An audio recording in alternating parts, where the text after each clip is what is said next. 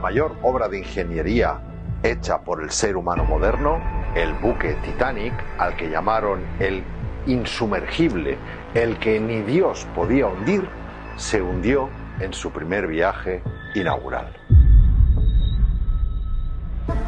Y como siempre, la historia la conocemos por las películas, en este caso, muchas y muy taquilleras, quedando todo en una simple y romántica historia de amor. Pero algo no cuadra en esta historia, y es pura física. La versión oficial dice que el Titanic rozó, que no chocó, contra un iceberg, que le produjo al pasar una brecha en el casco de 120 metros de largo. Pero el hielo submarino de un iceberg jamás puede producir una grieta así en un casco de acero de doble plancha de 2,5 centímetros.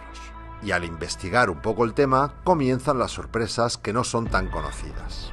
El Titanic tenía un hermano gemelo, pero menos lujoso, que se llamaba Olympic, fletado unos meses antes, los dos propiedad de J.P. Morgan.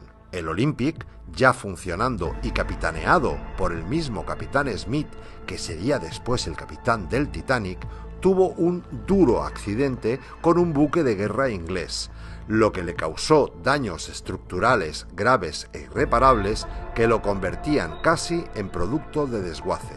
Pero su propietario, J.P. Morgan, no había asegurado el Olympic y tenía que hacerse cargo de la reparación de las dos naves. En Belfast, en 1911, estuvieron los dos barcos juntos en el astillero y en esos meses les cambiaron el nombre a los cascos, añadiendo una cuarta chimenea que no funcionaba y decoraron el Olympic averiado para que suplantara al Titanic. Y en el famoso viaje inaugural salió el Olympic averiado y escorado, haciéndose pasar por el Titanic. Con esto, la compañía de seguros cubrió la operación con $5 millones de la época y el auténtico Titanic siguió navegando bajo el nombre del Olympic hasta 1935. Curiosa historia, ¿verdad? Pero esa no es la única sorpresa, ni mucho menos, porque que 5 días antes que el Titanic salga un buque llamado SS Californian, del mismo propietario, J.P. Morgan, cargado tan solo con mantas y jerseys,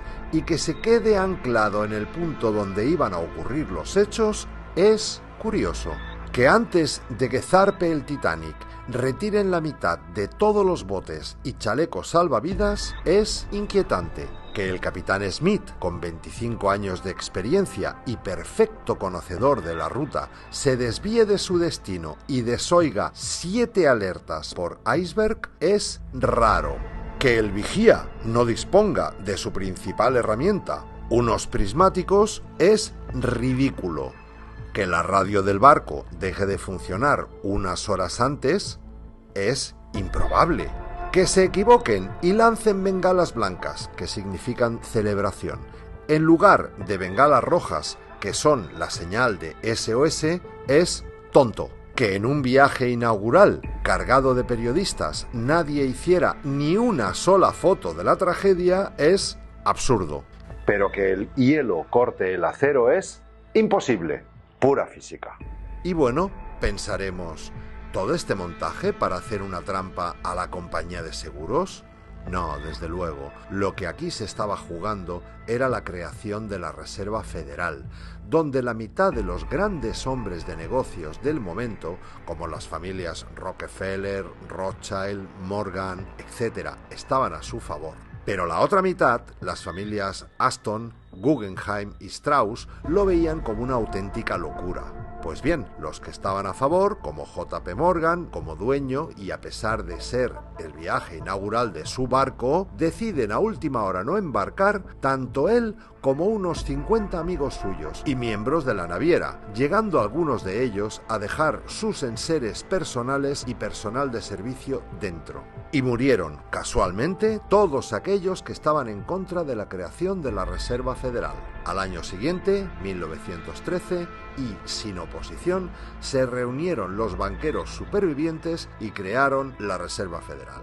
Y al año siguiente, 1914, se inició la Primera Guerra Mundial, financiada en sus dos bandos por la propia Reserva. Pero llega el momento, en 1985, en que encuentran el Titanic a 3.000 metros de profundidad y, ¡oh, sorpresa!, resulta que no tiene ninguna brecha de 120 metros, sino que tiene varios agujeros de entre 1 y 50 centímetros producidos al parecer por varias explosiones que se produjeron desde dentro hacia afuera, y en las hélices el nombre de Olympic. La sorpresa final nos la llevamos cuando existe un libro, además llamado Titán, de Morgan Robertson, describiendo al milímetro lo ocurrido en el Titanic, pero escrito 14 años antes. Bueno, a ver si ahora alguna productora se digna a hacernos una película más creíble sobre lo que pasó, a fin de disiparnos las grandes dudas que tenemos todos sobre el hundimiento del Titanic.